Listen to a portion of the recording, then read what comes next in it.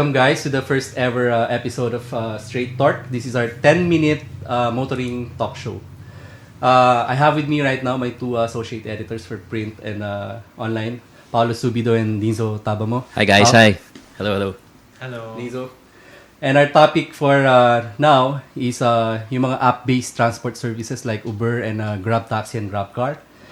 And for that topic, we've invited somebody who's very passionate about the subject, Mr. Yves Gonzalez. Hello. Yves used to be the traffic director of the MMDA. Mm-hmm. But recently, medyo nahag mo yung limelight sa social media at least because you were very vocal about yung subject, yung issue ng pag-re-regulate ng LTFRB sa Uber. I just really wanted to give commuters, riders a voice Okay, on this issue.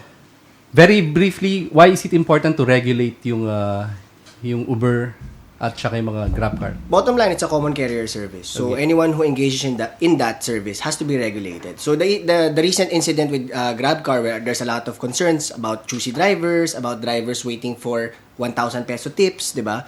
I mean, if they were unregulated, then we would have nobody to complain to about that, diba? But since LTFRB is already in the picture, we complained to them, the public complained to them, and they've actually taken action in it. And that's the basic advantage of being regulated. Sabi nung maraming tao, di ba may nakalagay sa mga public utility vehicles, kung may reklamo ka, tawagan yung LTFRB. Parang kalokohan lang naman daw yun because hindi rin nakaka-respond properly yung LTFRB. What do you Not have to in say this about incident. In this incident, the LTFRB took quick action regarding the complaints on choosy Grab car drivers, and they actually mandated LTFRB, number one, not to require tips. They removed the tips feature.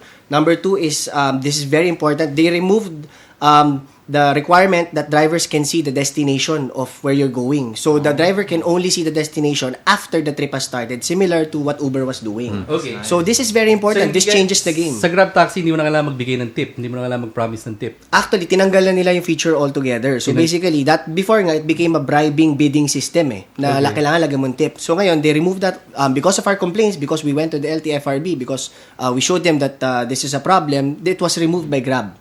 Just this week, right? Yes. Okay. Dinzo, why is Uber very popular now? Among our editorial team, ikaw yung pinaka-user ng Uber.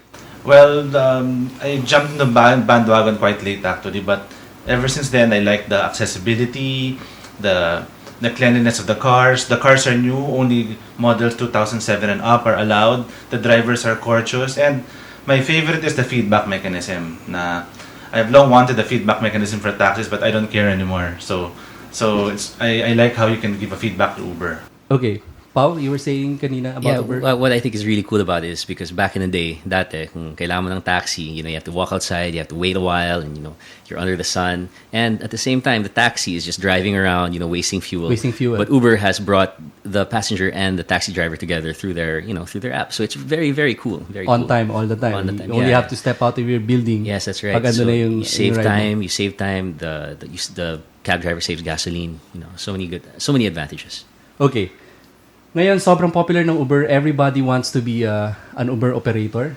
I talked to a sales agent of Toyota recently. Bumibili ngayon ng Vios nila tsaka Innova. Ubus daw yung inventory nila, puro Uber operators. You can see Uber drivers. Hindi ba may oversupply naman ng Uber cars on the road? See, that's why it's important that it's also regulated. There's a story that some students who, after they graduate, what they do is they become Uber or Grab drivers because they can earn 100,000 easily a month. Sa ang first job, can you earn like that? So usually, after you graduate, your parents will give you a car. Instead of finding work, they go and join Uber and Grab. The issue Instead of call center before. Yeah, definitely ngayon. Basically, they're just driving around. But the issue right now that somebody has to look into is that what happens when the bubble bursts? Okay. What happens when Grab and Uber removes the incentive system for the drivers and for the operators? And so you'll have all these cars na they don't want to biyahe. What will they do, diba? So somebody has to look into that. Somebody has to study it. And Paolo was saying kanina, baka maka-affect sa car sales. Another possibility is that Uber becomes so popular. Next, people aren't gonna buy their own personal cars anymore, and nobody wants to drive anymore, especially now with the worsening traffic conditions. So lahat ng mga kotse, puro Uber na lang na umiikot. That would be ideal, actually. That would be ideal in the sense that that's supposed to be the purpose of Uber also that it's supposed to be ride sharing in the sense of one car can be used by 10 different persons for during that day, diba? So in that ideal scenario, we can actually improve traffic through the ride sharing system through these apps. Okay. And speaking of ride sharing, you mentioned it. Recently, merong proposal, yung carpooling na for you to be able to use EDSA, kailangan at least 3 or 4 passengers. That's basically the concept of parang yung mga app-based na yan, di ba? Na parang... Not necessary. Si Uber is introducing a carpooling option, I think, sometime soon. But the proposal for EDSA is basically there's a minimum number of occupants in the vehicle. Are you in favor of that? The problem with that is it will create an industry. In Jakarta, they call it jockeys. Basically, people will wait on the street, you'll take them in, and so that basically you'll be legal to drive along EDSA if that's the case, diba? So it will just create. Naman the Filipinos are very very good at coming up with business models, diba? So once that is in place, that's what's gonna happen. People who don't have jobs will basically sell themselves to be passengers for hire, and that doesn't solve the problem anymore. Yeah, so parang binigyan mo lang ng job yung mga... Yeah, so if its purpose is to generate jobs, then it will generate jobs, but it will not solve the traffic problem.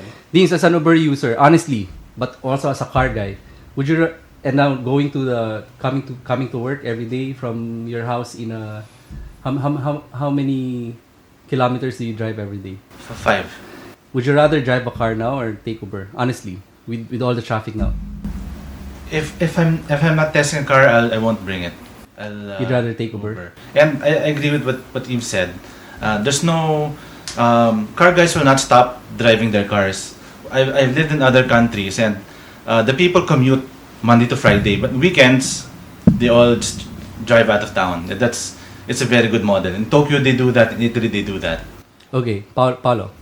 Well, as cool as Uber is, I mean, it's not for everyone, of course. I think there's still room for the traditional taxi.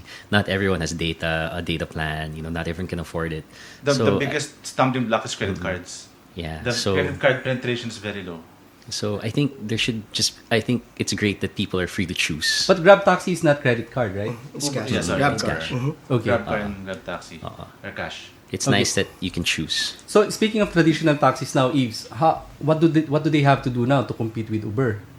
They have to upgrade, diba? Basically, they have to step up. Basically, both in the quality of the car, the smell of the car, the courteousness of the driver, diba? So that's why for the longest time we had no choice. But now Uber and GrabCar have given us a choice. Have given car drivers an option to take as public transport, and that's a good thing. Are we near the time when almost lahat ng mga cars na on EDSA are Uber cars?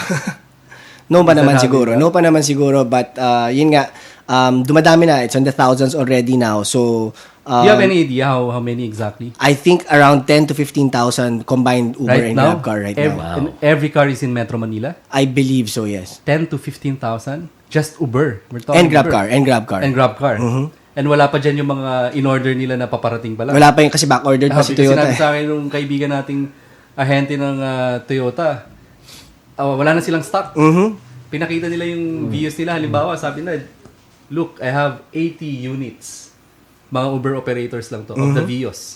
Wala pa yung Wigo, wala pa yung Innova. So yeah, it's good for car sales, but somebody has to look out for the bigger picture on what happens 5 years down the road, 3 years down the road. Do you think Uber is a contributor to the traffic, the heavy traffic that we're experiencing? Definitely they're contributing, but definitely there's also a benefit. So that, again, it has to be looked into on what's the net effect. Is it net positive or net negative? Eves, who will look into it? Who's going to study that? It can that? be MMDA, it can be DOTC, it can be LTFRB, because LTFRB is dealing directly with Uber, diba? So if the companies can give data to the LTFRB, they can look into it. Okay. So 100% walang vested interest ang LTFRB sa Uber, ah? I think in this particular scenario, they're just doing their job. They're just really looking out for the best interest of the riders in general. Public. Okay. Dizo, any parting words? Well, going again with what you've said, I agree that taxis should step up. Step up or die. Either way is fine. Step up or die. So that's a challenge. Yeah. Paulo. I'm good. I'm happy that we have a choice with how to get around. If what's happening? I have to give credit to Chairman Hines. Okay. He's really doing his job in this particular scenario. So hopefully text the public support that he gets for this one can be converted into sa taxi naman and sa bus naman, because I know that's what we need. That's what we all complain about when we see them on EDSA. Okay. I think nag-alarm na yung timer natin. Really talagang 10-minute motoring talk show lang to. Guys, we invite you to keep watching this show on topgear.com, topgear.com.ph. And also, we're broadcasting this podcast.ph. Kasama ng partner natin si Mr. Martin Andanar, who, by the way, generously lent us this studio. So, guys, also, please, Deans, can you get our magazine? Can you check out our current issue? That's our September issue. Top Gear Philippines, guys. Just still $150 per copy. And please visit our website, topgear.com.ph. And follow us on Facebook, Top Gear Philippines, Instagram, Top Gear PH, and Twitter, Top Gear PH as well. Thank you.